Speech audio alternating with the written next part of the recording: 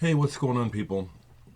So yeah, I went ahead and deleted my last video after comments started to mount where folks were just having a hard time with a little thing I said, which is, I don't like the blues, okay?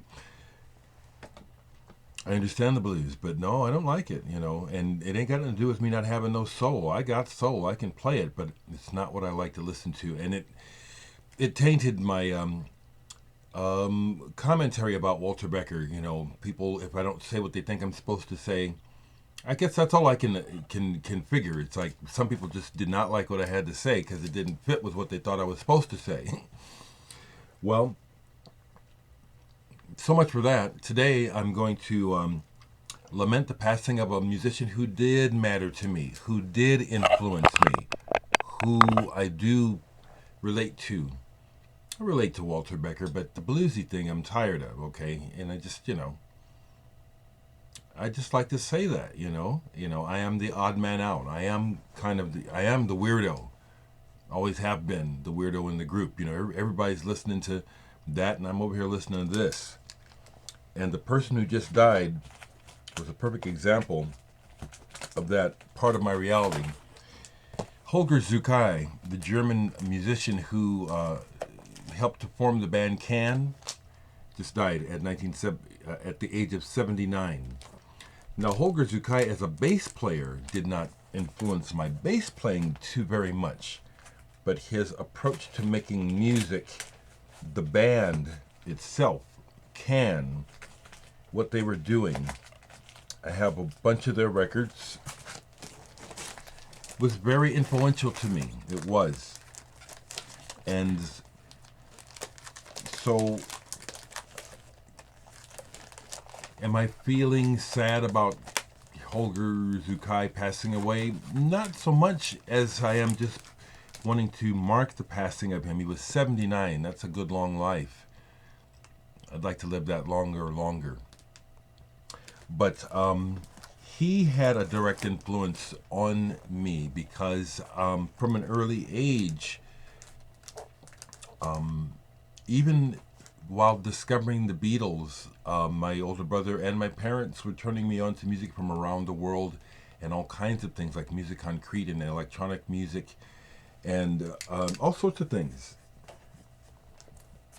So what Can does spits right in there. But I'll tell you, honestly, when I first heard Can as a teen, I was 16 years old when I first heard this album when it came out. I heard this album when it was released. And I befriended these kids in high school who were Air Force kids. They lived all over the world, and they just moved from France. And they had a French import of this.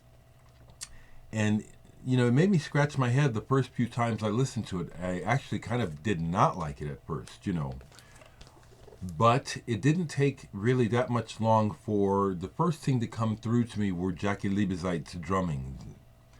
The rhythms, just so amazing. And then once that happened, I was hooked. And here's my original copy of Future Days that I bought in high school.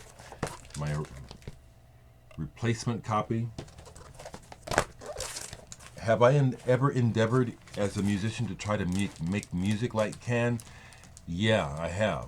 I can't say that about Steely Dan. This is not a put down. This is just to try to help people who do watch me who maybe weren't happy with my Steely Dan comments, maybe help you understand me as a person. Some people really got bent out of shape because I said I don't like the blues and that I thought that they sounded like pickup music. That's how it strikes me. It's my experience. It's my ears. If someone doesn't like that, that's just really too bad. Yeah, here in Omaha, I did experience seeing Steely Dan music used as pickup music. Okay, so off the wall, it's my experience. This is, yeah. I know I'm in the public domain, so I have to deal with the public, but it's my right to respond. It's like, come on, people. So I'm just looking at some of these other Can albums. Holger Czukay left the band but came back for this album, Right Time. when they reunited with their original singer, Malcolm Mooney. This is not a very good album. And then when the bass player from Traffic joined them, they made some dreadful albums like this one, Out of Reach. So to me, the best music is back when Holger is a part of the band, recording everything, offering up his his bass lines, his propulsive bass lines, I should say, that really fit well with Jackie Liebezeit's drumming. Yeah, I've always seen Holger Czukay as a very important, well, all the members of the band are important. Here's the first album, Monster Movie. No, I don't have an original copy of it on the original private label, but this is an early pressing on Liberty. This is an early one, so this is pretty close. Here's an original, Toggle Mago, given to me by the Air Force brats that I mentioned from high school. Wonderful band, wonderful band. Yeah, I have some Can, and I still listen to Can. I just watched part of the documentary last night, musing on the passing of Holger Czukay. And this band is still important to me. The music still sounds fresh. I never got to see Can, and I don't know if I would have gotten along with Holger or not. I think I would have. Some of what he's done as a solo artist has not really set well with me, but I have the stuff because when I do listen to it, I get ideas because of the way that he worked. Rome Remains Rome.